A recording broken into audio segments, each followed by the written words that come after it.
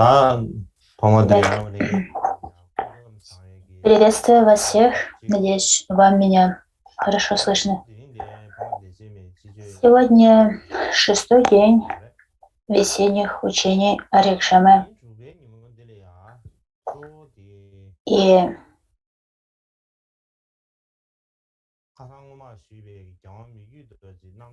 сегодня я хочу закончить обсуждение 13-го благоводеяния из автобиографических стихов «Благие деяния Микью Доржи», которые мы обсуждали в прошлый раз.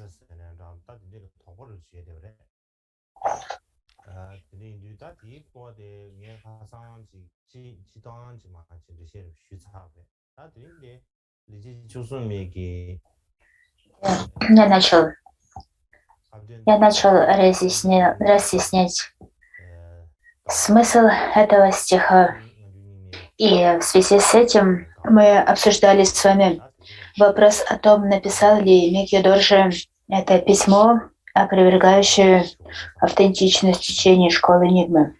И в прошлый раз я говорил об этом в общем, а сегодня я хочу говорить об этом более детально.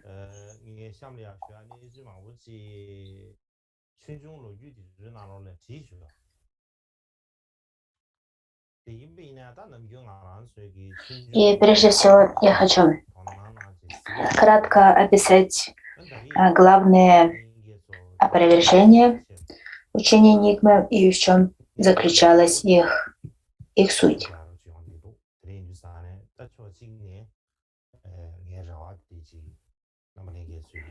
И прежде всего я буду описывать те моменты, которые описаны в истории Дharma. И, как правило, мы не особо интересуемся тем, что написано в истории Дharma. И для того, чтобы вызвать у вас такой интерес, зародить у вас такой интерес, я хочу говорить об этом, и это поможет вам более ясно, с большей ясностью понять, о чем шла речь.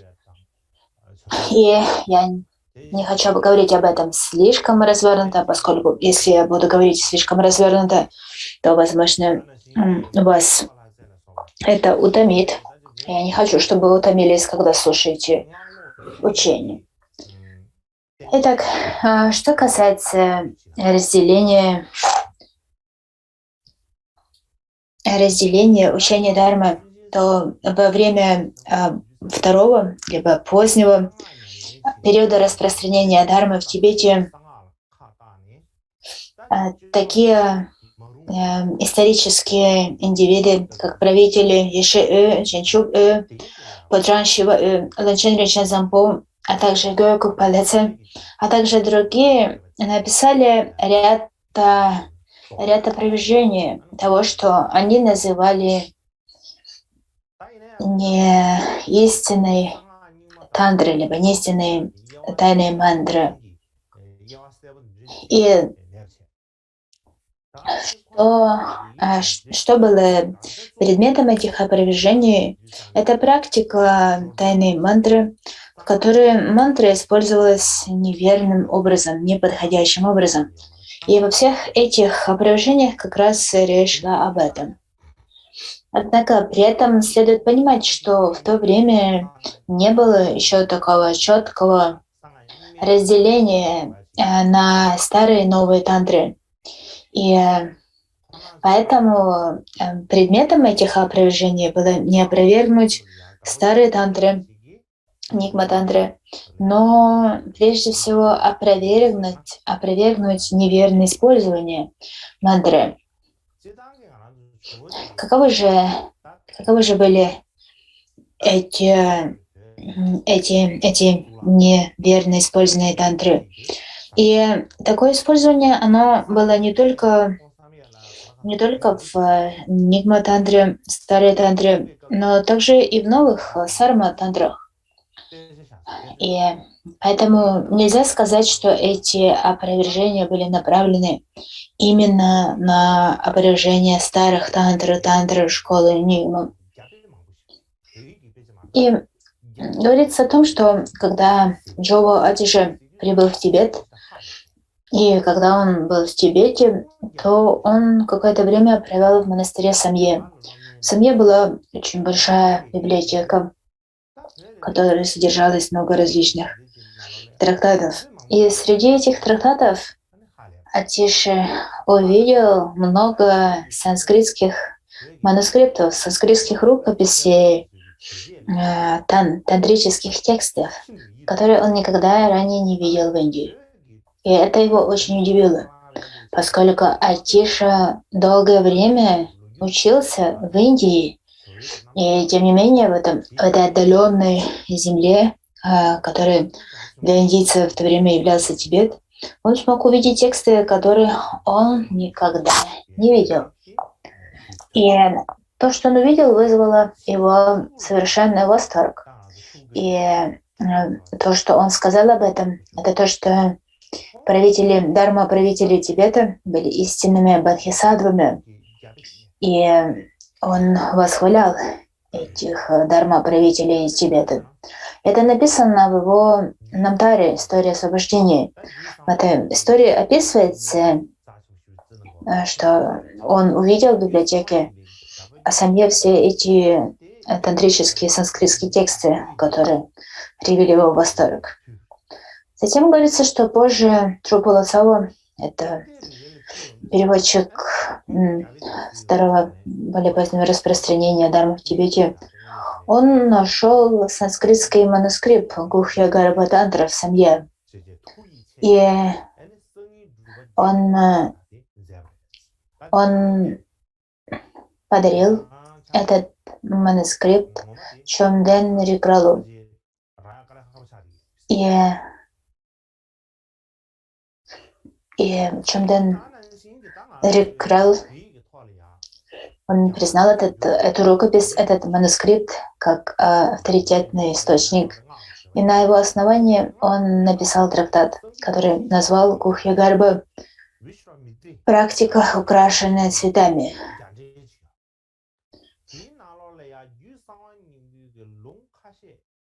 Кроме того,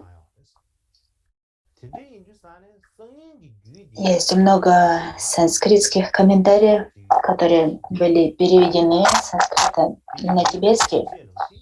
И среди них есть комментарии, санскритские комментарии на Гухья Самаджа Буддагняна, на традицию Буддагняна Гюха Самаджи, которую написал Вишвамитра. И в этом комментарии приводится очень много цитат из Гухья Гарбы.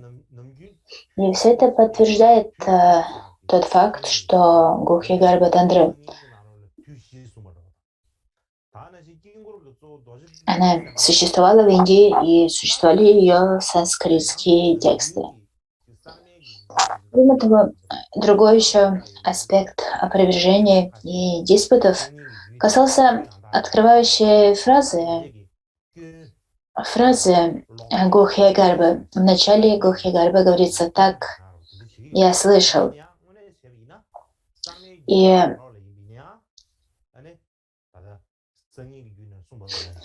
говорится, что это неверно открывать тантру этой фразы. Только сутры могут открываться этой фразой, поскольку эти учения были получены из уст Будды. Кроме того, в Гухья Гарбе говорится, что основа является безграничной. И кроме того, что существует не 3 времени, а 4 времени. 4-е измерение времени — это время за пределами времени. Кроме того, говорится, что Ваджрасаттва является главным божеством. Все это считается тех, кто опровергал Гухья Гарбу как истинный источник, все это не опровергалось. Таковы эти 4 недостатка, которые на которые указывались те, кто критиковал Гухья Тантру. Однако следует понимать, что те же недостатки, они могут быть приписаны и тантрам сарма. И в том, что касается этих имперских каталогов, переведенных трудов, переведенных текстов с санскрита на тибетский указывается комментарий под названием «8 классов иллюзии». Это комментарий на Гухья Будда, который перевел Ньюсенге и Будда Гупта. И этот перевод содержится в обоих каталогах, как в Пантангме, так и Данкарме.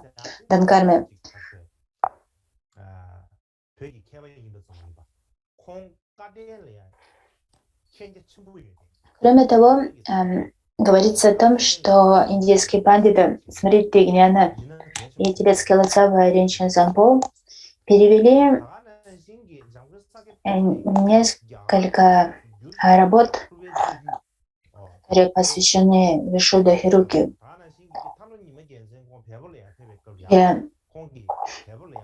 Ринчин Зампо был мастером, который был очень знающим переводчиком этого. И это тот, кого можно сравнить с Чабдом Рикралом. Чабдан Рикрал был очень большим знатоком Кангюра и Тангюра. Поэтому это не были какие-то случайные индивиды, кто участвовал в переводе этих текстов.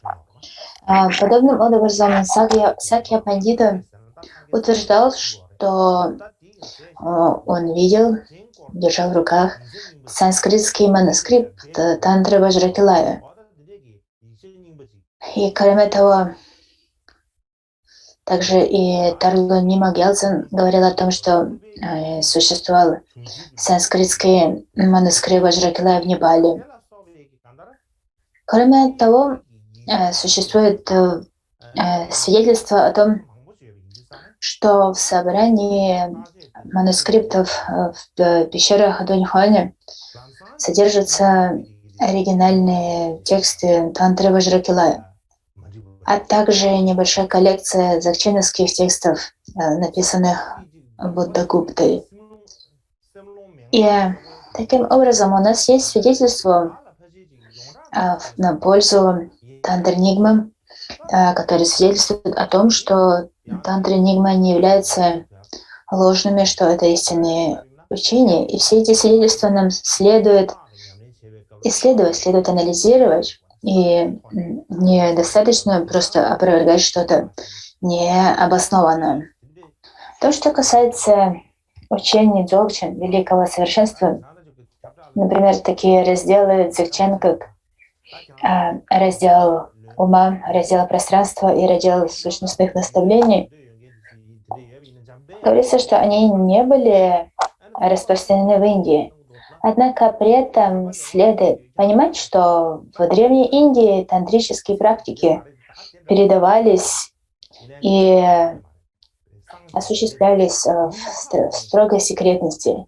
Они не даровались открыто, как это делается сегодня. То есть, если, например, даровалось посвящение, тантрическое посвящение, то об этом никто не говорил открыто, никто не объявлял: «О, у нас будет посвящение, приходите все». Это не то, как это делалось в Индии. В Индии все было очень тайно. Это все скрывалось и передавалось в строгой секретности. Именно по этой причине тот факт, что эти учения не были широко известны, совершенно не означает, что они в Древней Индии не существовали. Они просто могли передаваться от учителя к ученику в тайне. И Атиша, который учился и преподавал в Викрамашиле, в университете Викрамашилы, а Викрамашила была прославлена как местом изучение тантрической традиции. И Адиша, поскольку он учился в Викрамашиле, у него было очень обширное знание тантры, он был большим знатоком тантры. И тем не менее, то, что он увидел в Тибете, его очень удивило, поскольку он таких текстов никогда не видел. И поэтому также нельзя говорить, что то, что он увидел в Тибете, оно было создано в Тибете, поскольку он видел тексты на санскрите, древние манускрипты, то какое же заключение, к какому заключению он пришел? Он пришел к такому заключению, что эти тексты были перенесены мастером Падмасамбхавой, и он принес их в Тибет благодаря своим магическим силам. И говорится, что в результате того, что Адиша увидел в Тибете всех этих многочисленных тантрических текстов, Адиша был освобожден от всей гордыни, которая у него до этого была как большого знатока тантрияны. И среди этих тантрических текстов, которые сохранились в семье, которые Адиша увидел, среди них были также и дзогченовские тантры. И на основании этого можно сделать заключение, что они существовали в Индии. И каково же объяснение в тантрах Нигма?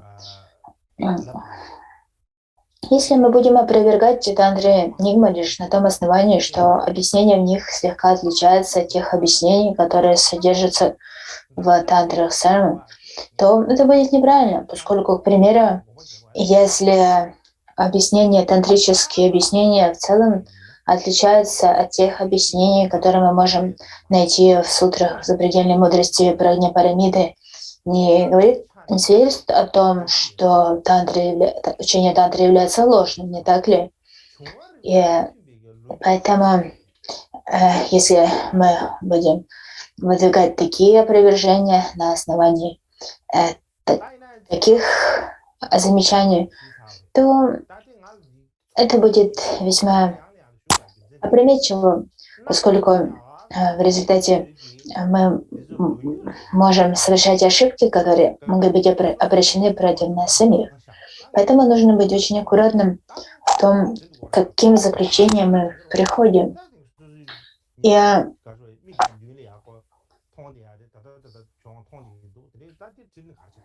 как я уже говорил, я хочу снова повторить это, поскольку меня это так поразило.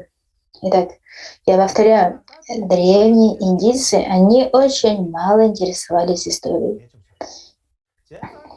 Их только интересовало то, что они могли сами видеть, и какие-либо свидетельства о том, что они могли видеть, их не так уж сильно интересовало. К примеру, у меня есть еда сегодня, зачем я должен описывать этот факт?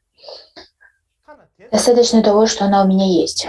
И таким образом в Индии не существовало традиции исторических хроник. И можно сказать, что древние индийцы, они никоим образом не заботились о будущих поколениях.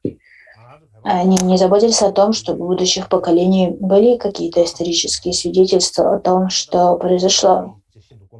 И поэтому мы не знаем совершенно очевидных базовых вещей. К примеру, мы не знаем точных дат, когда Будда родился и когда он умер. То, что касается истории Тибета, то, возможно, ситуация несколько лучше, поскольку в Тибете сохранились некие исторические документы. Но в том, что касается древней истории Тибета, то точно так же у нас очень мало свидетельств об этом времени. Именно это создает такую большую трудность для тех исследователей, которые пытаются разобраться в истории древних переводов школы Нигма. К примеру, в том, что касается Намтара Гуру Ринпоче Падмасамбхавы. Лишь только одна история с обращением, лишь один Намтар, который был написан историком. И это история, которую написал Таранатха. Что касается всех других историй освобождения Намтара в Гуринпаче, то они все происходят из терма, из скрытых сокровищ. И в них очень много различных отличий. К примеру, в этих Намтарах говорится о том, что Гуру Ринпоче, он пребывал не только в Центральном Тибете, в Уцанге, также, что он был в Бутане, в Восточном Тибете, в таких провинциях, как Амдо и Кам. Говорится, что в Тибете нет ни одного места, которое бы не посетил Гуру Ринпоче. Однако, что касается исторических хроник, то это не так. То свидетельства этому не соответствуют. И также вопрос о том, сколько времени он провел в Тибете, также очень сложно установить, поскольку, чтобы установить даты пребывания Гуру Ринпоче в Тибете, эти даты следует сравнивать с династиями, правящими в Тибете. И все это не так просто. И нам следует понимать, что истории освобождения Намтары, они разделяются на общие тайные Намтары, и то, как духовная история излагается в них, различается. Кроме того, есть еще один текст, который называется «Яд медитации Святьяны», который написал Нупа Сангья Еши. И мне кажется, что тибетцам будет полезно ознакомиться с этим текстом для того, чтобы уничтожить свои недопонимания, рассеять свои неверные понимания касательно того, что называется китайская традиция Хашанга Махаяны. Это традиция Чань, либо Зен. И также я считаю, что это поэтому я считаю, что это очень важный текст для исследования различий между воззрением Дзен и Дзогчен, а также тот источник, который свидетельствует о том, как развивалось воззрение Дзогчен.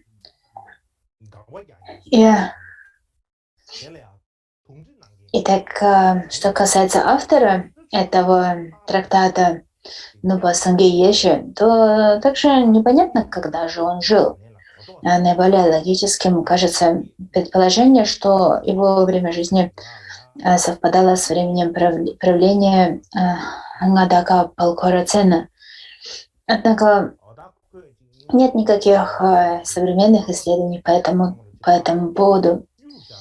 И точно таким же образом в исторической перспективе было создано много опровержений дармы старых переводов Дармы Нигмы. С одной точки зрения,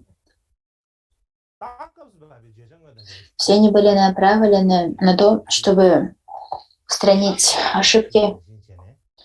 Однако в результате таких опровержений тантры Нигмы стали восприниматься как неверные либо ошибочные. И поэтому это неправильно. Нам необходимо исследовать этот вопрос во всех деталях. И сейчас я хочу вернуться к нашей основной теме.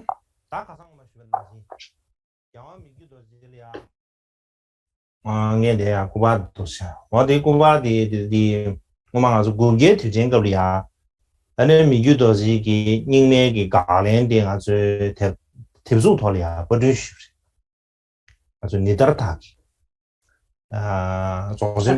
говорил в прошлый раз, Кармапа Микедоржи написал много комментариев на сутры тантры. Я хочу показать вам картинку.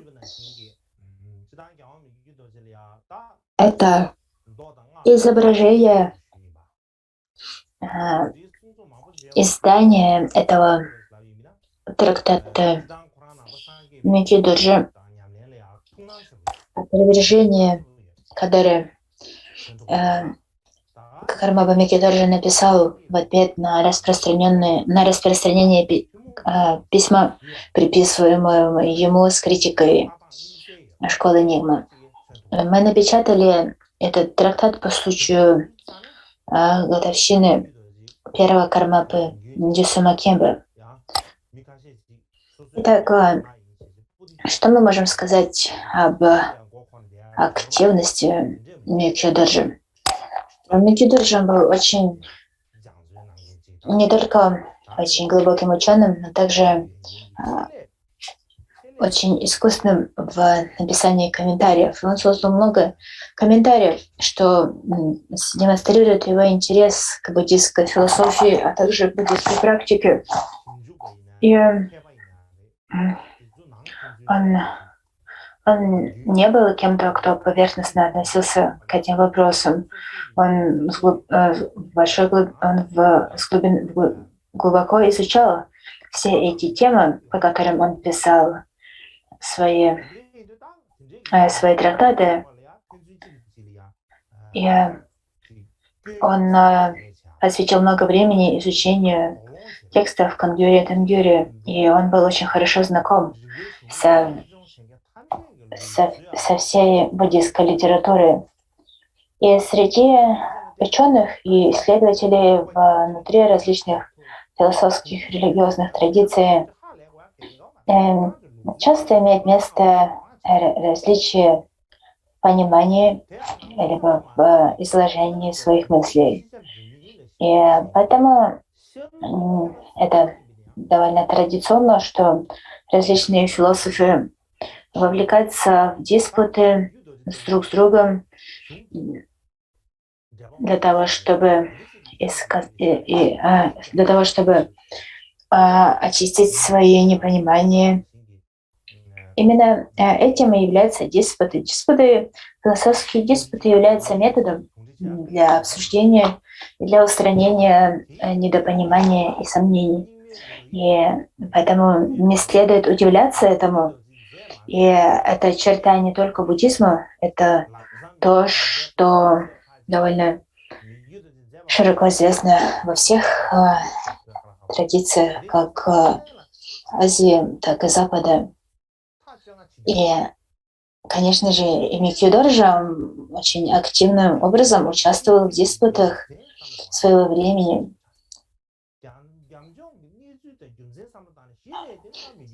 И однако вопрос, написал ли Миккё Доржи это письмо, опровергающее традицию Нигмы.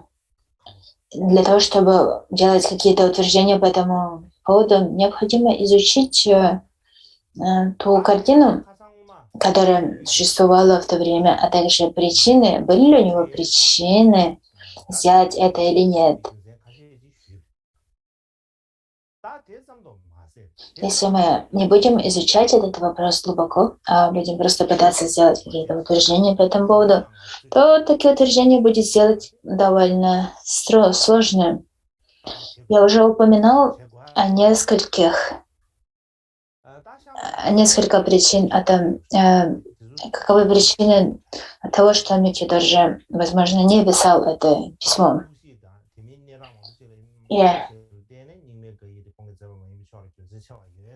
Однако, кроме того, о чем я уже говорил, мы также можем посмотреть на это из других сторон, и нам следует взглянуть на это. И сейчас я хочу привести другие обоснования в пользу того, что Миккё Доржи не писал этого письма.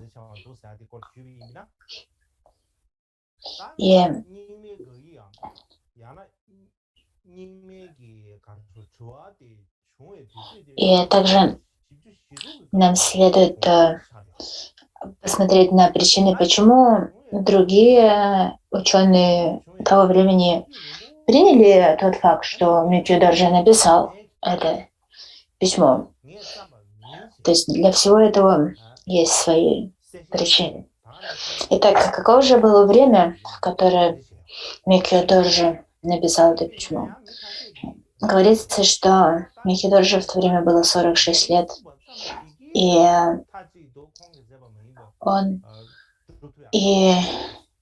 вскоре после этого появилось его объяснение того, что он не писал этого письма. И он объяснил, и это дал ответы на вопросы, которые поднимались в этом письме. Однако какова была реакция других ученых? Многие говорили о том, что тот факт, что Микки-Доржи заявляет, что он не писал этого письма, совсем не подтверждает тот факт, что он его не писал. Как говорится, слова следуют за желанием говорить. Поэтому важно также принимать во внимание и характер автора, кем был автор, и также каково было мышление этого автора. И лишь опираясь на это, мы можем прийти к заключению, написал ли тот либо другой автор какой-то определенный труд, либо нет.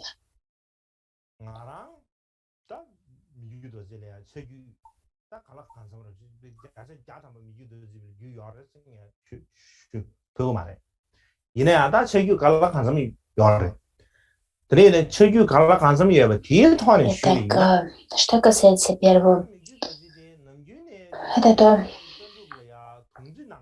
что на основе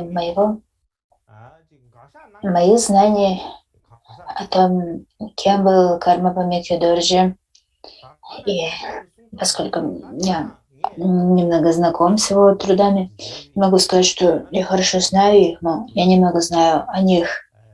И из того, что я знаю, я могу сказать, что Микки-Доржи был тем, кто довольно часто поднимал вопросы, касающиеся философии Сакья, Гелук, Кагью-Нигмы, а также поднимал много вопросов диалектических диспутов.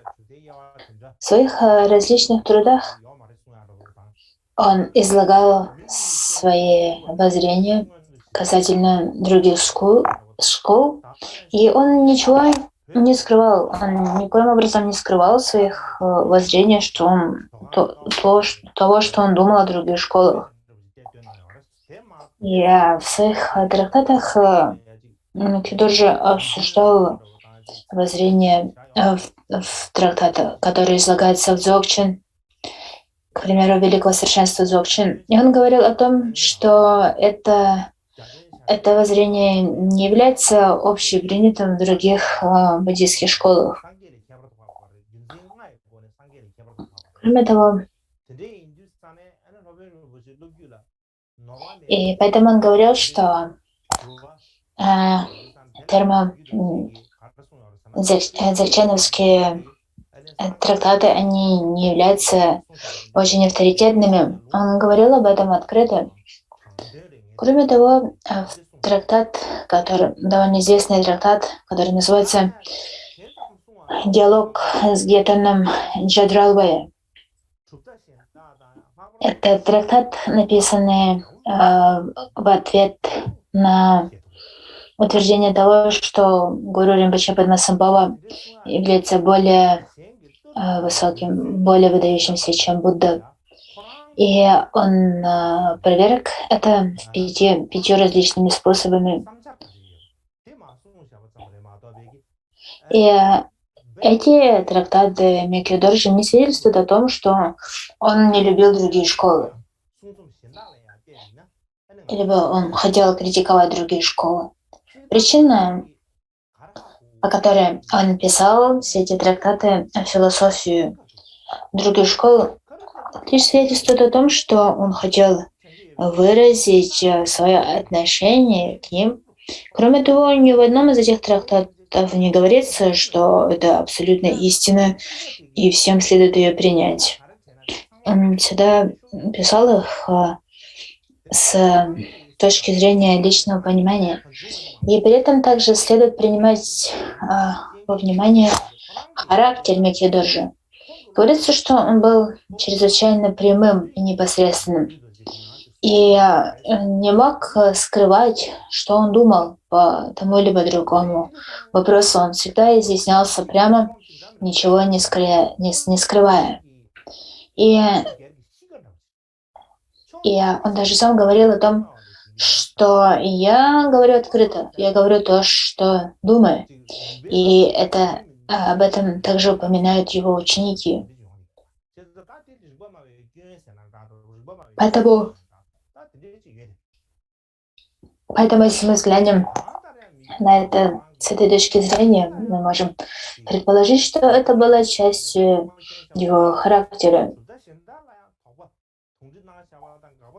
И причина это в том, что он был очень силен в логике. Поэтому, когда он видел, что что-то противоречит логике, то для него ошибки такого рода были совершенно очевидны, и он хотел изложить их. И в любом случае мы не можем сказать, что он не ставил под вопрос, не задавался вопросом, либо что он не писал никаких опровержений учений школы, как и других школ. Поскольку он делал все это, однако это не свидетельствует о том, что он стал по сомнению лишь автентичностью школы Нигмы. Если мы взглянем на этот трактат опровержения Нигмы, школы Нигмы, то мы можем увидеть, что этот труд написан с единым намерением опровергнуть школу Нигмы. И если бы Микио Доржи написал этот трактат, то у него не было бы причин скрывать это, поскольку он всегда очень открыто говорил то, что думает, и если бы он хотел написать что-то подобное и распространить это публично, то он со всей ясностью мог предположить, каково будет влияние этого труда. Поэтому, если он написал это, а потом решил скрыть это и опровергнуть, то я не вижу причины для этого, и я не могу найти какие-то обоснования для этого. Я не вижу никаких четких обоснований для этого.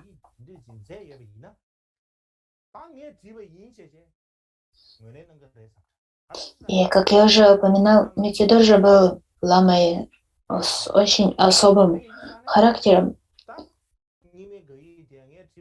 Он с большой уверенностью понимал и разъяснял смысл философских писаний.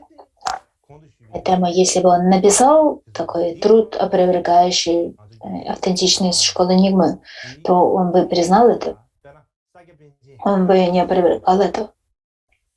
И если бы он написал этот трактат, то он бы признал, да, я написал его. И, кроме того, нам следует подумать о том, что до Микио Доржи были и другие великие ученые, такие как, к примеру, великий Сакья Пандита, которые были широко известны своей острой критикой других школ.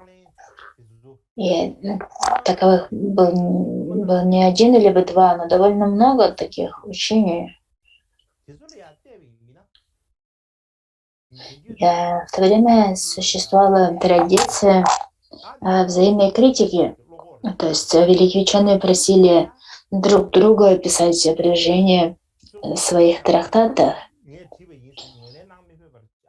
И также есть подтвержденный факт того, что Микио Доржи попросил Сара Джицуна написать критику на свой труд, на свой трактат.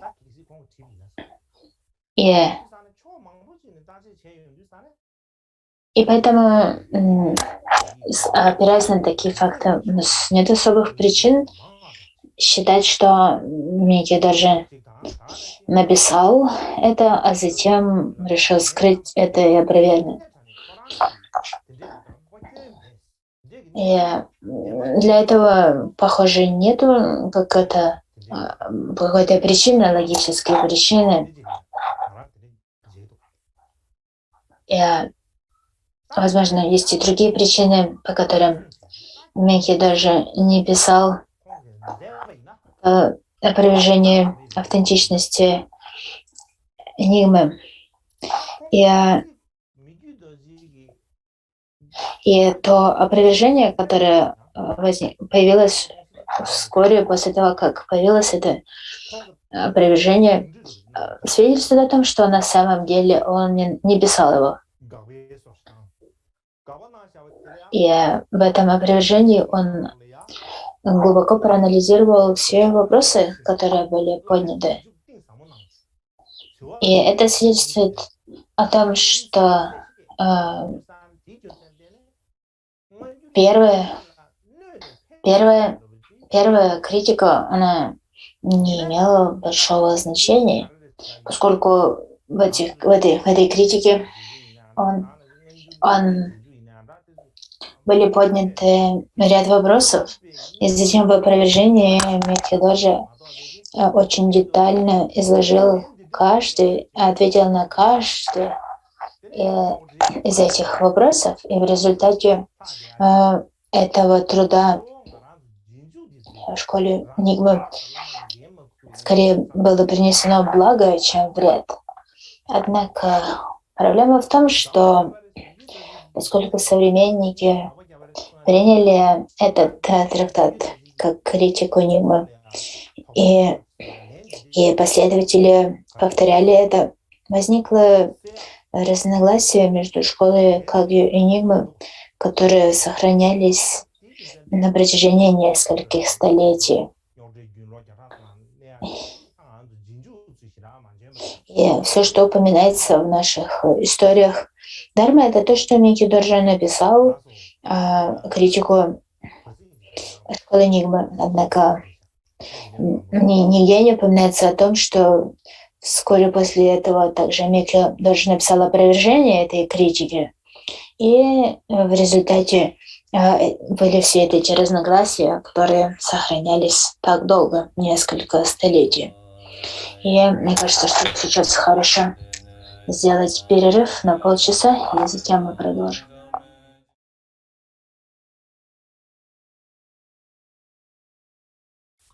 다들 이상이야 이거 들려야 가르스 라이브나 다들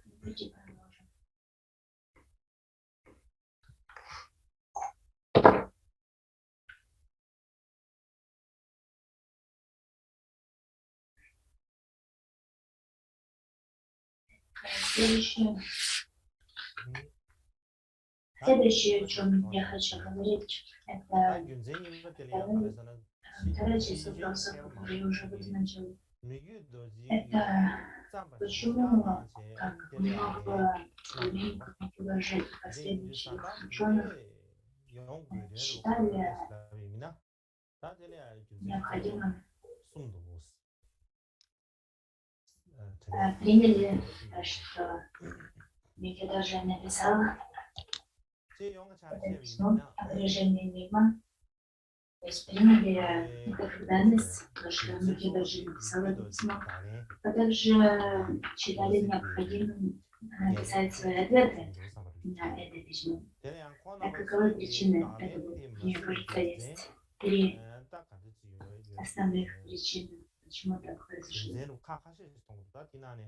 Если мы взглянем на это в общем, то главная причина заключается в том, что это ответ на это обвиняющее письмо, которое написал Микки Доржи, оно не получило широкого распространения. То есть о нем не узнали много людей. Какова же была причина этого? Это время 16 век. И Тибет 16 века это древнее место, которое очень отличается от нашего современного мира. Когда еще не начался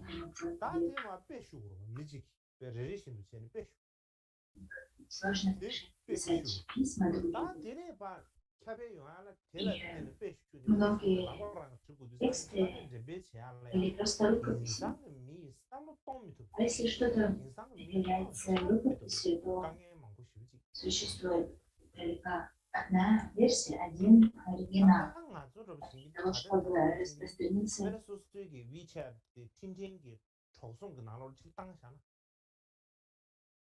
для того, чтобы распространялась рукопись, ее необходимо скопировать.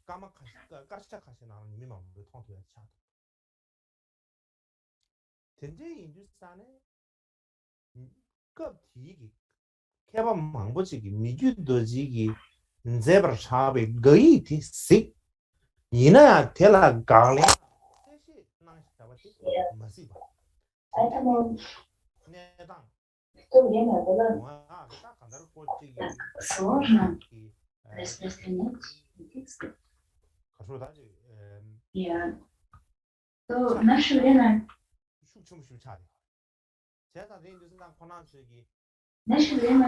это сделать очень легко. Просто написать пост в Фейсбуке, и моментально все смогут увидеть это. В несколько секунд все смогут увидеть ваш пост.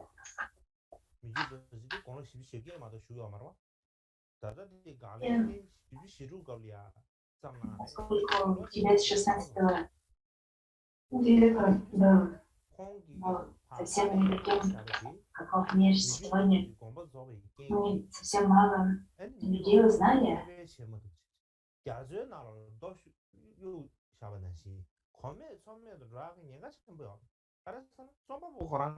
Мало людей узнали о том, что он написал его.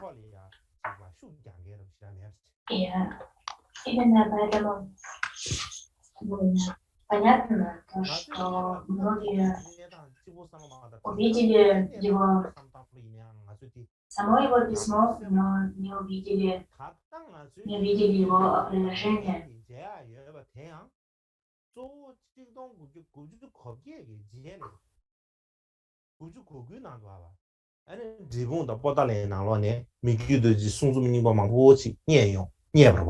어다 텔라테네 에리시네 미주도지기 만주니마 발 갈렌데지 두사지 아주 제야 충분 마도 티니엔 미주도지 갈렌 거랑 아주 다다이네 제야 Поэтому то, что Микидожи написал это опровержение, об этом узнали очень мало людей. И именно поэтому, как многие ученые того времени считали необходимым ответить на него. И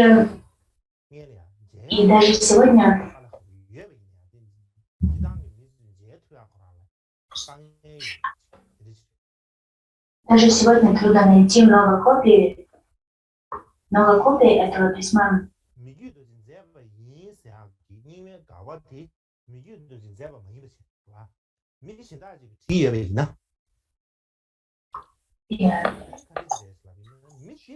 И именно поэтому то, что касается писания Микидожи в целом, они практически недоступны. Их тяжело найти. И лишь после 98 года в Подоле, а также в монастыре Нчапи было найдено много рукописей Микидожи, и они хранились там больше 300 лет. Однако это такие места, в которых они хранились, но к ним никто не имел доступа. Третья причина заключается в том, что если эта критика мимо была написана кем-то другим, а не Микидожи, тогда этот человек, он действительно стремился к тому, чтобы создать конфликт, создать противоречие, зародить противоречие между Калки и Нигмой. Поскольку этот автор знал, каково имя Кармапы, что если что-то будет подписано именем Кармапы, то это очень сильно возмутит всех Нигмов. И когда такое письмо было написано, то были приложены особые усилия для того, чтобы это письмо получило широкое распространение, чтобы о нем все узнали. И также обратно важно понимать обратно, что если бы ответ Микки получил широкое распространение, то это создало бы проблемы для того, кто написал это ложное письмо с критикой. И поэтому возможно, что этот человек приложил максимум усилий к тому, чтобы ответ Микки не получил распространения, поскольку чем больше бы распространялся ответ Микки то тем меньшее значение имел бы эта фальшивка, которая была создана от его имени. И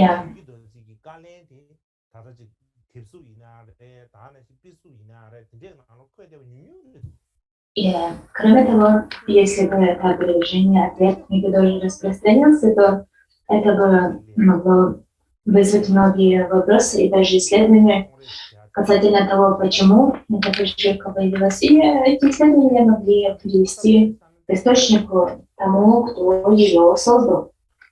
Именно по этой причине, мне кажется, это ответ Микки не получили распространения.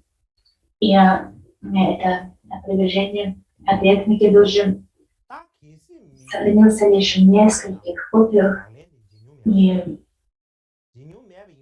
и так мало людей знали о нем, и в тех условиях, когда не было еще современных способов общения, у современников Микки практически не было возможности узнать о нем.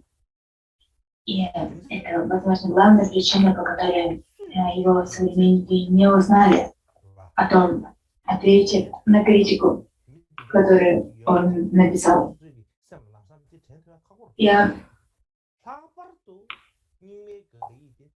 И поскольку большинство людей никогда не увидели ответа Микки, большинство из них приняли как данность то, что Микки написал это письмо с критикой. Почему? Потому что никто даже не задавался вопросом, в чьих интересах было притворяться Микки и писать такое критическое письмо. Если кто-то видел письмо с именем Микки написанное большими буквами, все это принимали как данность. И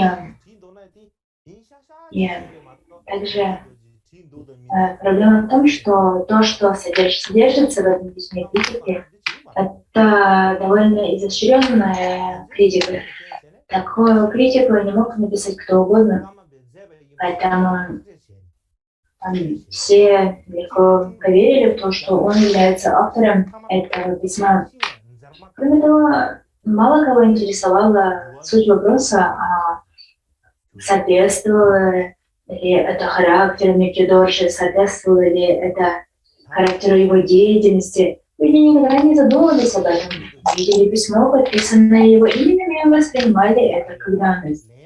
Именно по этой причине многие его современники пришли к выводу, что именно он написал его, и это стало чем-то похожим на забивание гвоздей в дерево, такой ситуации, которая стала упроченной и подтвердившейся и неизменной. И на это письмо появилось много ответов, написанных другими мастерами. И причина, по которой люди так интересовались этим этим письмам и прилагали усилия к тому, чтобы дать свой ответ, как раз заключается в том, что они чисто сердечно верили, что Ньютон тоже является его автором, и в этом письме очень изощренная логика. Аргументы, которые приводятся, это не простые аргументы, а особые аргументы, и поэтому те вопросы, которые поднимались в этом письме, они били в цель. Именно поэтому только последователи Энигмы, они так среагировали на это письмо, и у них родилось стремление высказать свое мнение по этому поводу.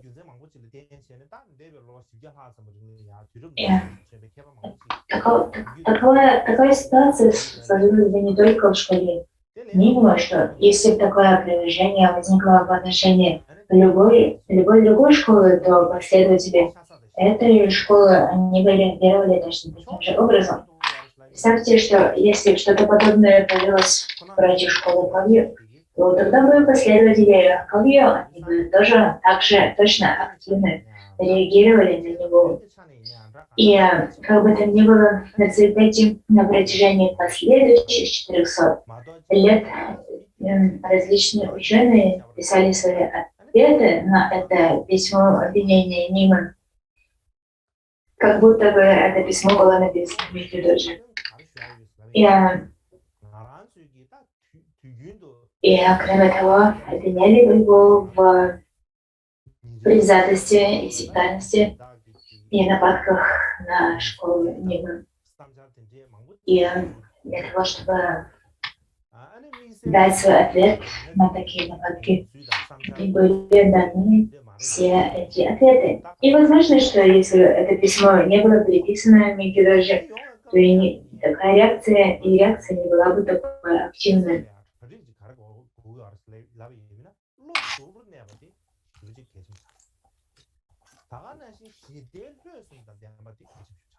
И, в общем, когда мы обсуждаем воззрение исторических личностей, то нам необходимо быть беспристрастными, нам необходимо быть очень методичными в своем подходе, а также относиться к этому спокойно. Нам необходима мотивация, а также смелость подтверждать свое утверждение с помощью исследования. Нам не следует просто злиться, гневаться и критиковать кого-то в ответ. Любая подобная критика должна быть обоснована. Необходимо контролировать себя для того, чтобы разъяснить значение. Необходимо, чтобы ум при этом был расслабленным, и мотивация должна быть беспристрастной. Мотивация должна заключаться в том, чтобы выяснить истину, чтобы проверить и выяснить, какова истина на самом деле, а не просто отстоять свою позицию либо обвинить кого-то другого. То есть подход должен быть научным и беспристрастным. Это то, что в современном мире считается научным подходом. И мне кажется, что этот научный подход, беспристрастность и обоснованность научного подхода — это что-то, что нам следует принять во внимание. И эта традиция исследования и научного подхода — это то, что сильно отличается от диспутов и дебатов, поскольку в диспутах лишь на основе логики, на основе логических обоснований даются определенные ответы на вопросы. При этом не проводится какой-то детальный анализ с целью поиска истины. И лишь все сводится к тому, чтобы отстоять собственную позицию, доказать, что позиция других ошибочна. И если при этом мы проигрываем в диспуте, то мы расстраиваемся и обвиняем других. Это довольно распространено, не так ли? Поэтому, если у нас нет обоснований для каких-то утверждений, то нам следует искать эти обоснования. Необходимо осуществлять анализ для того, чтобы найти их. И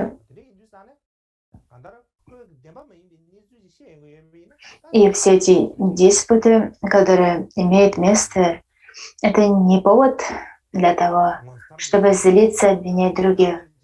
Любой такой диспут похож на кинофильм. Когда мы смотрим фильм, это не является поводом для того, чтобы возбуждаться и гневаться, поскольку это всего лишь фильм, это всего лишь что-то, что не является реальным. И когда мы знаем, что это что-то, что нереально, чего нет на самом деле, тогда мы можем сохранять спокойствие. И в результате мы не возбуждаемся, а также не пугаемся в результате того, что мы видим. В особенности, когда мы исследуем что-либо, то недостаточно просто анализировать факты.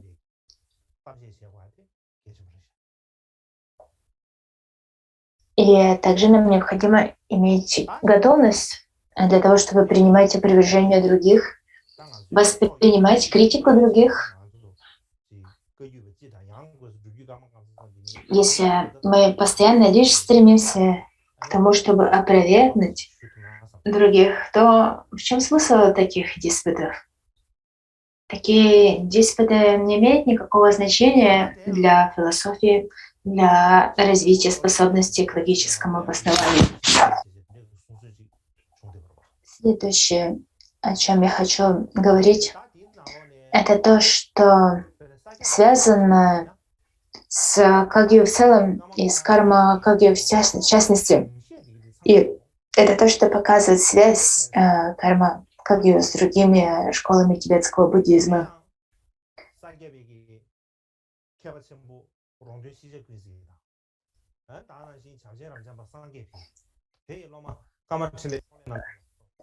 Среди того, что называется 8 колесничих учений в соответствии с классификацией Джумгона Кунтруло Лоджутаи, то большая часть традиции объяснений сутр Карма Камцанг восходит к Сакье, мастерам Сакье. И среди мастеров Сакье, к которым восходит эта традиция, это великий Сакья Парамтон Шеджа Кунши, Джамча Рабджампа Сангьепал, и также его ученик Карма Джинле Чуклинамгел, а также другие учителя Сакья. То, что касается школы Гилук, то в школе Гилук практики Махамудры и 6 йог Наропы излагаются в соответствии с традицией Кагью. И их главная тантрическая практика — это Гухи Самаджи, которая разъясняется в соответствии с традицией Марва. И их главная сутраянская практика Гилук — это учение о стадиях пути. Ламрим — это то, что берет свое начало из школы Кадам. И в результате всех этих причин мы можем сказать, что как Сакья, так и Гилук, обе школы, они очень тесно связаны с Кагью. Конечно, есть определенные отличия в том, что касается деталей, однако в целом наблюдается очень тесная связь этих линий с Кагью. Однако похоже, что очень мало людей знает это, либо понимает это. Кроме того, есть школа Джонанг, которую также называют школой 6 йог. И со времен второго Кармапы Кармапакжи, а также третьего Кармапы Рангжунга Доржи, между Кагью и Джонанг поддерживается очень тесная связь, поскольку, начиная с Кармапакши Рангжунга Доржи, большинство последующих мастеров Кагью придерживались воззрения инопустотности Шинтонг. И начиная с Сиду Чоки Жуны, было также много мастеров, которые излагали Шинтонг в традиции Джонанг. И эта неразрывная связь со школой Джонанг поддерживается и до наших дней. В том, что касается учений Шангпа Кагью, Шидже, Доржи Нинджуб и других, они также получили распространение в Карма Камсанге примерно во времена Кармапы Рангжунга Доржи, третьего Кармапы. И позже, благодаря доброте Джангона Контрола Ладжутая, мастера Кагью стали одними из основных держателей этих традиций в Карма Камсанге. И это свидетельствует о том, что Кагью не является отделенной от других, что Кагью получила свое развитие в связи и в неразрывной связи с другими линиями. И следующее, о чем я хочу говорить, это связь между Кагью и Нигма. Эта связь со школой Нигма, она получила свое развитие со времен первого Кармапы Дисума Кемпы. Это широко известно, что отец первого Кармапы Дисума Кемпы, он происходил из нигмапинской семьи.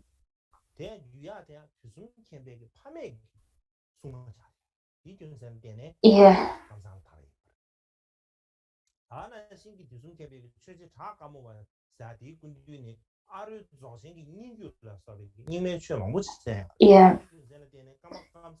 с семейным защитником, семейной защитницей семьи первого Кармапы Дисума Кемпы была Рангжун Гелмо. И со времен Дисума Кемпы практика защитницы Ранжунга Гелмо распространилась в Карма Камсанге. И первый Кармапа Дисума Кемпы получил много учений Нигмы от Чиджи Драк Кармовы, а также линия, которая передавалась шепотом Аро Дзакчена. Таким образом, первый Кармапа Дисума Кемпы получил много учений Нигмы. Подождите немного. 다디나 드링이 슈두산 디 까마 부군지 림제나 그 유야와 탐제 원을 슈두한 두다 망타 슈두하면도 다 진님마다 제가 채채소 원을 슈야도스키 그봐 Так. 다디네 까마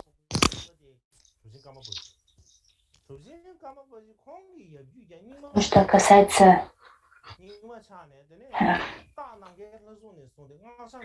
касается второго Кармапы, то, что касается первого Кармапы Дисума Кемпы, его отец происходил из семьи Нигмы, и у меня нет времени для того, чтобы рассказывать детально связь всех кармов с Нигмой, однако я хочу привести примеры из жизни основных кармов. Итак, в том, что касается второго Кармапы, Махасидхи Кармапакши, его отец также был Нигмапой. И семейным защитником семьи второго Кармапы Кармапакши был Махакала Бирнакчен. И сейчас защитник Махакала Дернакчен является главным защитником карма Камсанг, как раз со времен второго Кармапа Кармапакши. И эти учения Кармапакши получил от мастера Каток по имени Джампабум. И кроме того, от Катока Джампабум Кармапа Кармапакши получил много нигмапинских учений, таких как тантра Нигма под названием «Сеть иллюзии», а также 18 чудесных аспектов ума, и также учения и практики по стадиям зарождения и завершения дзогчен великого совершенства. И то, что называется в традиции дзогчен сущностные наставления по указанию на 4 каи, стала основной практикой второго Кармапа Кармапакши. И второй Кармапа создал много комментариев на 3 типа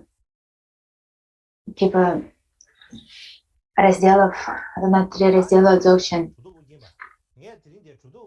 И в колофонах, в завершении этих трактатов он написал, что эта дарма никогда не исчерпается до того, пока не опустеет самсара. И большинство из этих трудов сохранились в Китае, поскольку второй Кармапа, его труды получили распространение в Китае, именно там они сохранили. И говорится в китайской традиции, говорится, что большинство из его трудов принадлежит как раз к дарме школы Нигма. Учеником в Кармапакше был Друктоп Оргенпо. И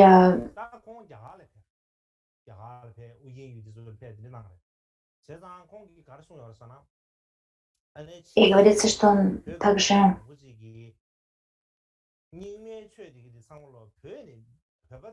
также учился у Гоцампы. И говорится, что пока он учился у Гоцампы, его главной практикой была Вишудха, Хирука, а также Важракилая. И он практиковал эти практики на протяжении длительного времени, с того времени, когда ему было 7 до 16 лет. Затем позже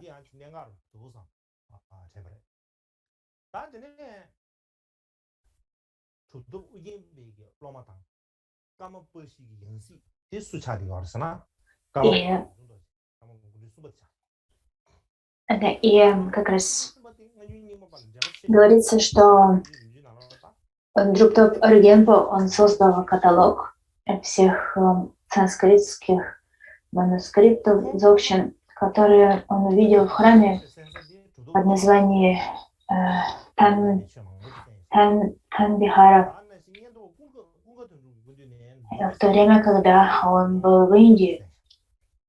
И говорится, что эти трактаты, санскритские манускрипты дзогчен были очень длинные, такие же длинные, как сутры Праджнапарамиты в 100 тысячах строфах. И третий Кармапа Ранджук Доржи был учеником Друктопа Оргенпы. И как раз Друктопа Оргенпы Кармапа Ранджук Доржи получал много учений Нигма, а также учений Сарма.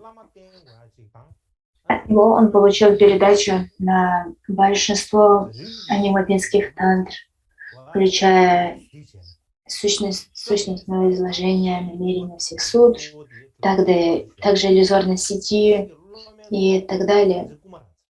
И говорится, что в то время, когда он пребывал в монастыре Кармаген, у него было чистое видение Вималамитры, который растворился в его межброви. В результате он познал суть учения Нинтик так как есть. И в результате он написал трактат, который называется «Карма Ниндик». И именно от него третьего Кармапы Ранжуна Доржи началась линия передачи учения Карма Ниндик. И также говорится,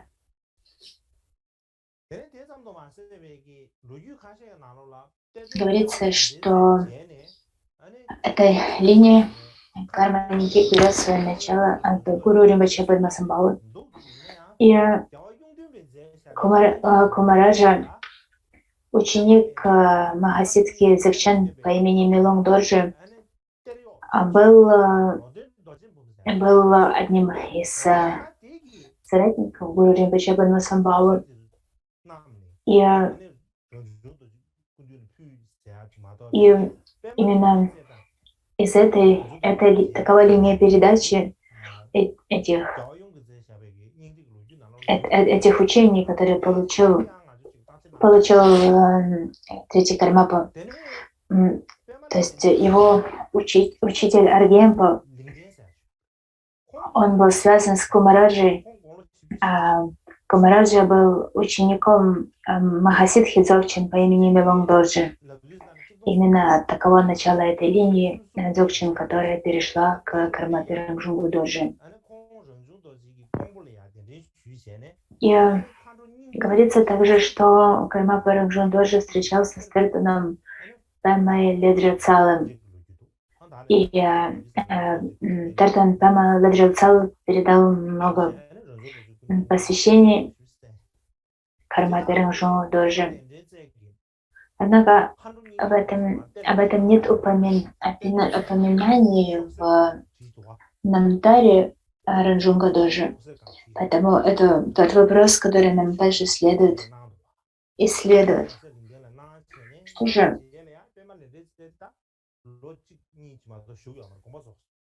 Однако в его автобиографии, хотя в его автобиографии не упоминается то, что он получил много посвящений передач от Тертана Пэма Ладрилцала, в его автобиографии говорится, что в то время,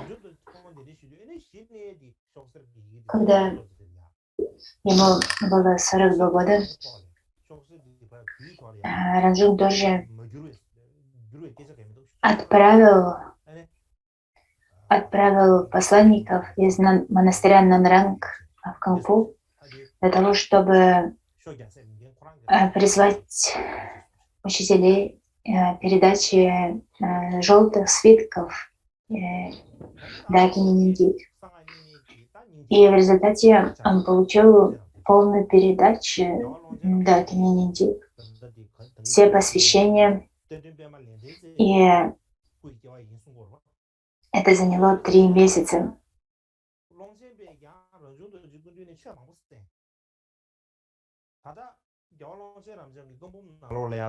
То есть, таким образом, есть воспоминания о том, что Ранжун Доржи получил полную передачу цикла Дакини Ниндик и Кандро Ниндик.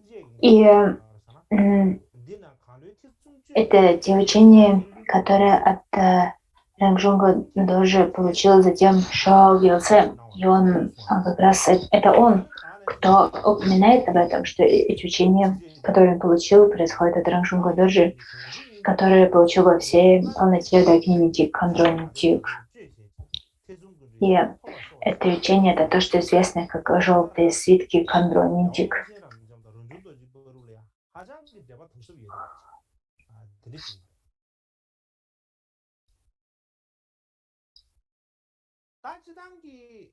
И именно на основе этой передачи, на основе изначальных учений желтых свитков Кандро Ниндик, Ранжун Доржи осуществлял передачу учений и посвящений Кандро Ниндик.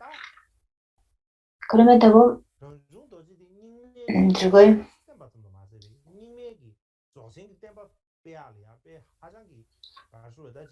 другим важным учителем Кандро Ниндик был Ланчен Рабджампа.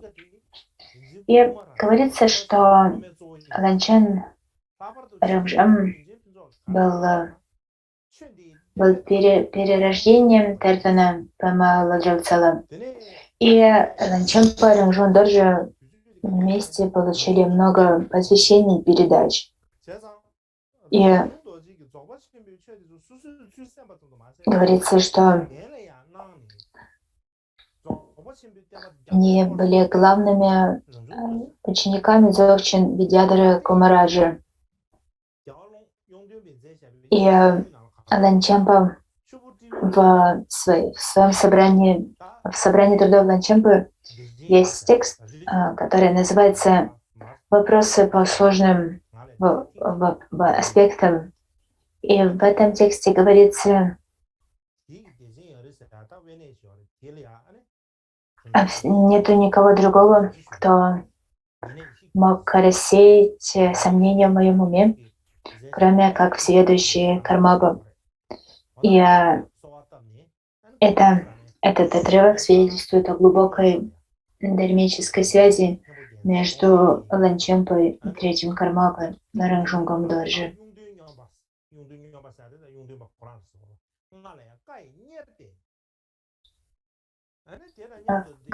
Если мы взглянем на другие линии, то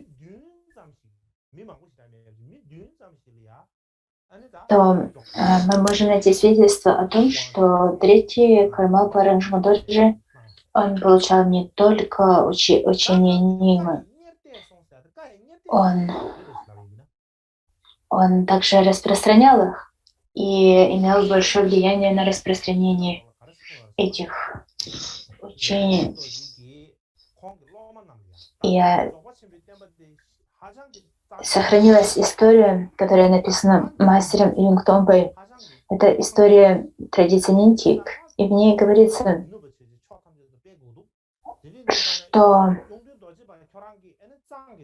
первый месяц года водные обезьяны Сурпадечин по просьбе помощника Лапана Еши Гелсона, он передал учение 5 из нас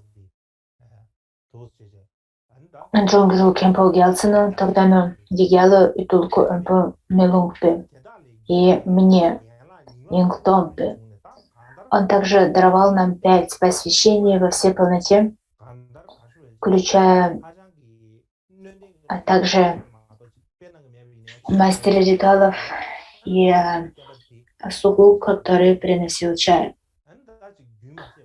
То есть это упоминание о том, как Ранджун Доржи Третий Кармаба передавал эти учения Дзогchen. И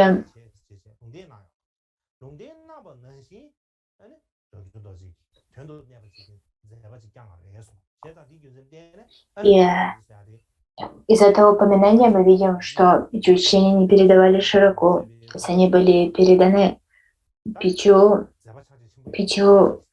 ученикам. И именно таким образом они получили этот цикл Канджонинтик.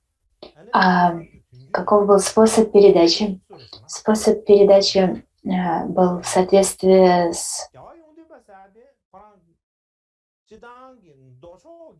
Каков был способ передачи этих учений? В соответствии с тем, что написано в трактате «Пир ученых», а также в других источниках, говорится, что Ранджун Доржи часто говорил, что если эти учения Дзогchen очень ценны, если они исчезнут, это будет большой утратой. Именно поэтому их следует распространить повсеместно, включая Монголию и Китай. И он сказал также тем, кому он передал эти учения, он сказал Юнгтонгу Доржапалу распространить их в Центральном Тибете Цанге, Ягелбе распространить их в Каме и Конгпу, а Еши Гелсону в Монголии и Китае, а Мелунгпу Шакьешину распространить их в Центральном Тибете в У. И таковы были непосредственные указания Ранджунга Доржи своим ученикам. распространить эти учения. И благодаря его усилиям эти учения широко распространились и сохранились, дошли до наших дней. В этом заключалась одна из главных активностей Рамшунга Доржи. И эта активность пересказана в традиции Кандро Ниндик. То в этих учениях автором Кандро Ниндик пересказано, что Рамшунга Доржи широко распространит их. Такова очень выдающаяся роль Кармапа Рамшунга Доржи по распространении учения Нигмы. У Рамшунга Доржи был ученик по имени Гьялва Юнгтоба. И говорится, что он был большим знатоком учения сутры, в особенности знатоком Абхидхармы. И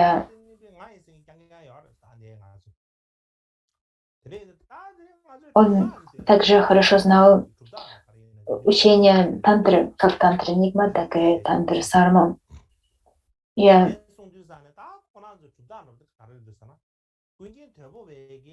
он был учеником Рамшунга Доржи, а также Бетона Ринчендрупа. И говорится, что он получил сущностные наставления по 3 главным тантрам Нигмы от Сура Джампасанги и стал мастером, который широко распространял эти учения. И его комментарий под названием «Зеркало, освещающее Гухья-гарба-тантру» является одним из самых известных и влиятельных комментариев на Гухья-гарбу, который используется как пример для подражания. И сейчас давайте я расскажу вам одну историю, чтобы немножко вас разбудить. Если я вас буду рассказывать историю, то я боюсь, что вы совсем загрустите.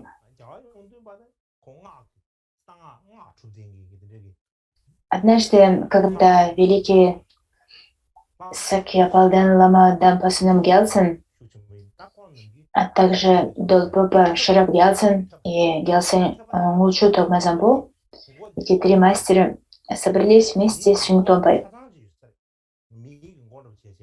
И в то время Долпопа полушутя сказал,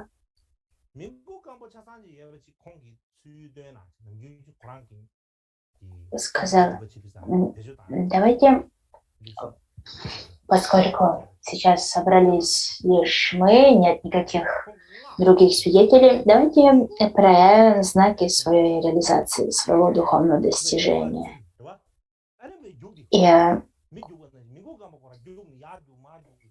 И каков же был знак реализации Долпопы? Говорится, что Долпопа по памяти мог прочитать любой текст, который был переведен с санскрита на тибетский. Палден Лама Дампа каждый день принимал 4 посвящения. То есть каждый день его ежедневная практика была практика тайной мантры и принятие 4 посвящений. Гелсе Мулчу Тогме, автор 37 практик Бодхисаттвы, говорится, что его духовным достижением было постоянное обладание бодхичиттой. И последний из них, Гьялва Юнгтомпа, какого же был его знак достижения? Говорится, что он был практиком тантры, он был тантриком, и он был очень могущественным практиком тантры. И он практиковал тантру Ямантаги. И говорится, что как знак своей практики он всем показал череп Ямантаги. То есть это была как бы целая голова Ямантаги. Для того, чтобы То есть у него была каббала для практики ямандыги. Но это было необычно, это была необычная каббала. Он произнес мантру, и тогда этот череп в каббале, он открыл рот, у него появились клыки, и он начал бегать вокруг, пугая всех. Все другие 3 ученых страшно испугались. Представьте, что по комнате начал бегать череп с обнаженными клыками, и все, конечно, очень испугались. И это был знаком его величайших достижений в практике тайной мантры Ваджраяна. Это такая история, которая демонстрирует его достижения.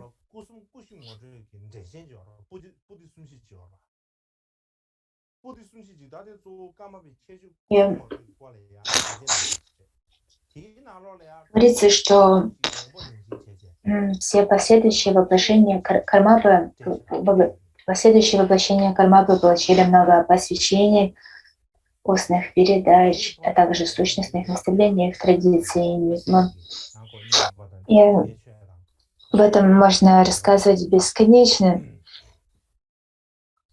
И поэтому давайте сейчас перейдем к 8-му Кармапе Микки Доржи.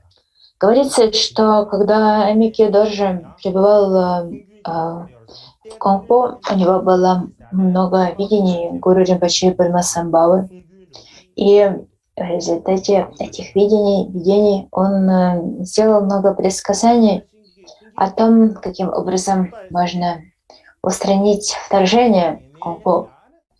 И говорится, что он видел 8 форм Гуру Ринпоче. И в результате 8 форм Гуру Ринпоче, 8 форм Шанга и 8 воплощений Кармапы были нераздельны. И это то, что воплощено в тексте, который Микки Доржи написал под названием Гуру-йога Шанкагьяма. Это полное название этого текста. Это истинная дарма Шанга, защитника существ из бирюзовой скалы, с бирюзовой скалы. И эта практика похожа на главную гуру-йогу Камсанг, гуру-йогу 4 сессий. И этот текст содержится в его собрании трудов. Кроме того, среди трудов Микки Доржи есть известный трактат «Разъяснение сути 3 кай». Говорится, что этот трактат написан с точки зрения воззрения Нигма. И все это показывает то, что у Микки Доржи была очень сильная связь с традицией Нигма. И многие известные тартаны были учениками Кармапы. И поэтому для того, чтобы установить, являлся ли тартан автентичным или нет, с этим вопросом обращались к Кармапе. И кроме того, во время жизни Ситупы Чаки Жагны практика термам широко распространилась в Камсанге. Поэтому можно сказать, что примерно 70% тех практик, которые мы традиция Цичу, а также традиция Друкченов, они берут свое начало из школы Нигмы. И если мы сравним, что имеет большую силу в этом единстве Кармакагью и Нигмы, то, возможно, эта составляющая Нигмы является более сильной, чем составляющая Кагью. И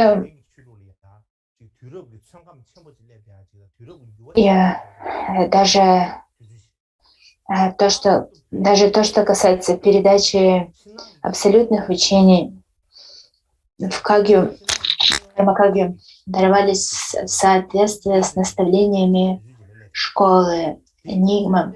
И именно поэтому многие ученые из других школ с сарказмом говорили о том, что у Кагью нет своей традиции, что по сути их традиция — это традиция Нигма. И когда мы смотрим на все эти свидетельства, мы видим, что предыдущие поколения гуру и великих гуру и других мастеров линии Кагью уважали другие традиции дарма, другие школы. У них была вера и чистое видение этих учений, и они не только чувствовали близость с ними в своем уме, но также они воплощали эти учения на практике. И также они служили цели распространения этих учений по мере своей возможности. И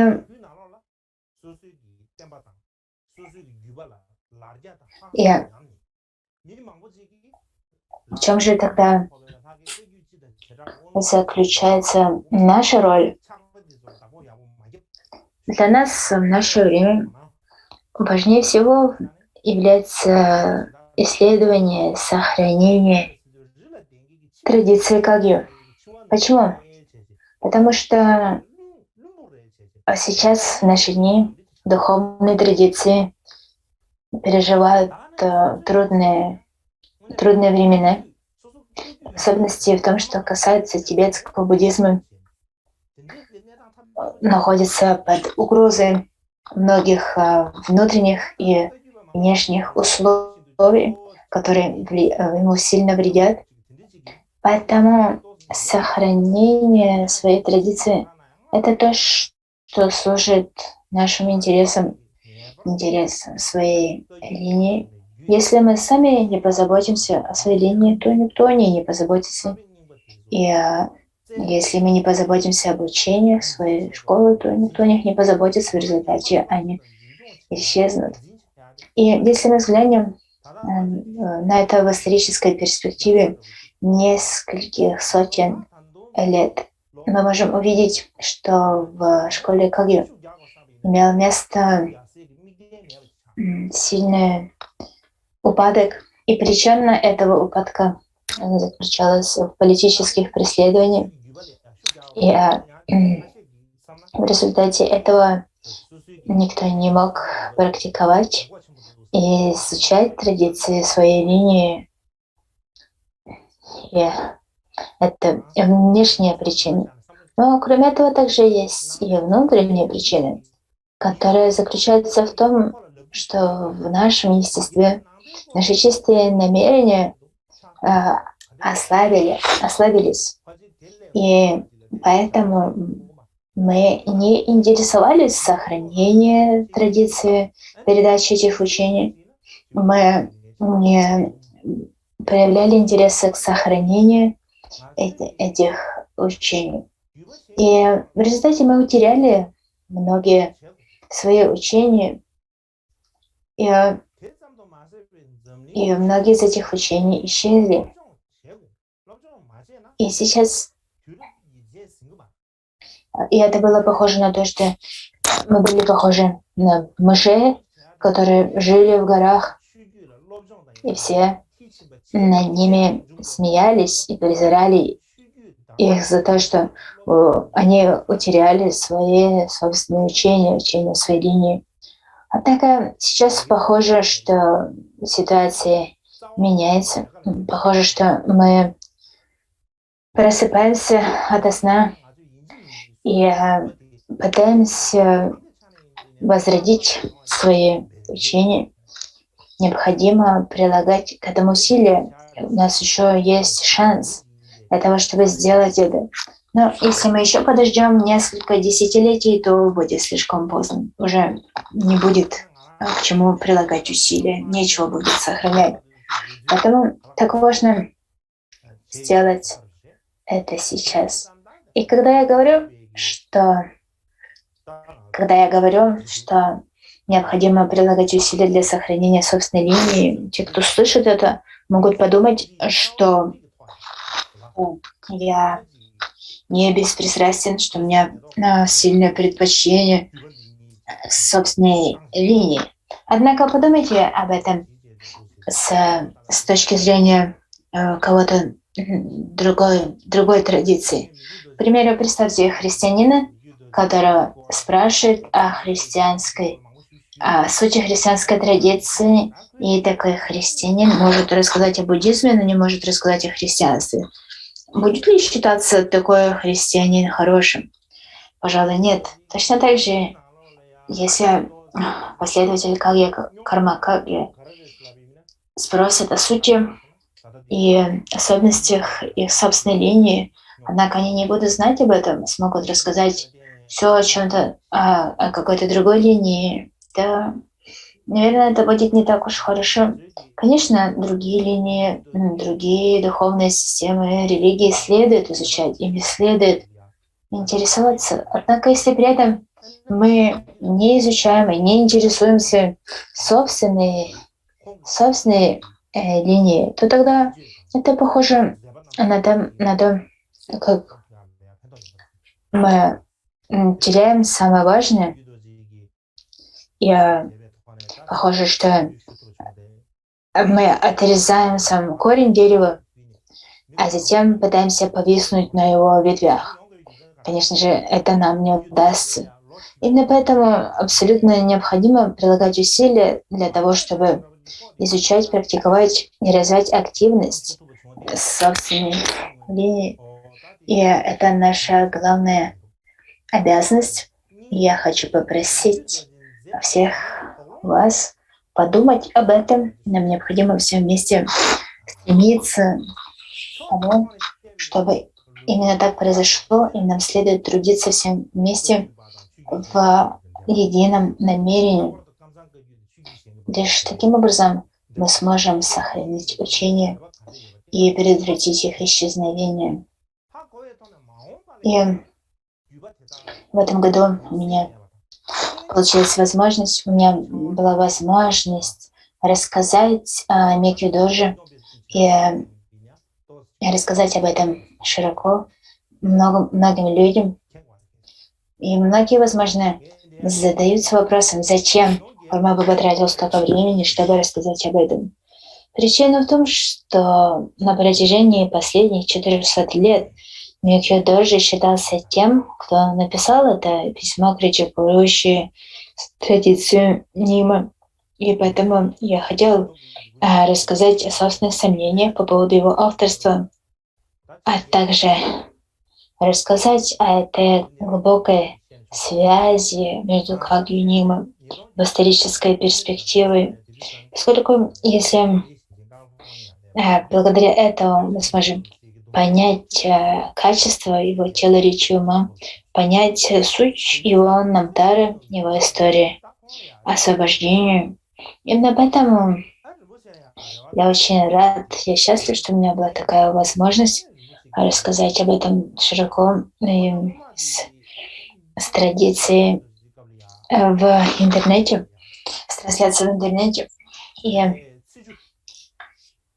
благодаря этому я могу пролить свет на эту 400-летнюю историю обвинений Микью Дожи в написании письма с критикой Нимы.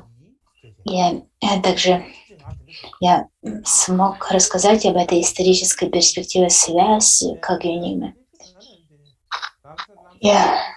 Это очень важно знать об этой связи между Кагью и Нимой.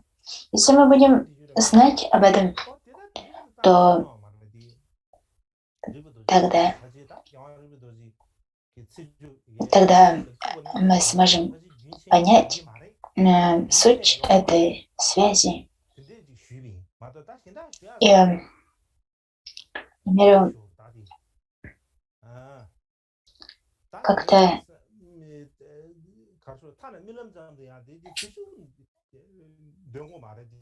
я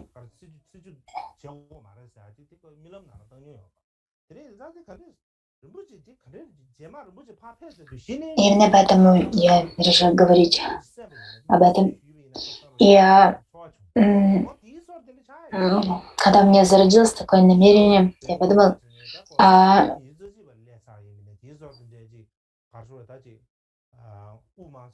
и поэтому, если бы кто-то сказал, итак, и поэтому, когда Дуджон Ринпоче сказал мне, что необходимо продолжать в Кагью эти ритуалы 60-го дня Цичу, то у меня даже не было, то я даже в тот момент я даже не мог понять, почему он говорит об этом. Но сейчас мне более понятно, что это было связано с этими противоречиями между Кагью и Нигма и с тем, как карма воспринимается в школе Нигма. И это связано с этими противоречиями, возникшими в связи с этим письмом, переписываемым Микки Доржи. Именно поэтому я уделил так много времени этому вопросу. Я считаю, что нам следует уделить больше внимания изучению этого вопроса. Написали Микки Доржи это письмо обвинения и каков смысл опровержения, которое он написал. И это поможет нам установить достоверность событий, истории, этой тибетской истории. И поэтому я прошу вас всех помнить об этом. Давайте на этом остановимся и произнесем молитву посвящения заслуги.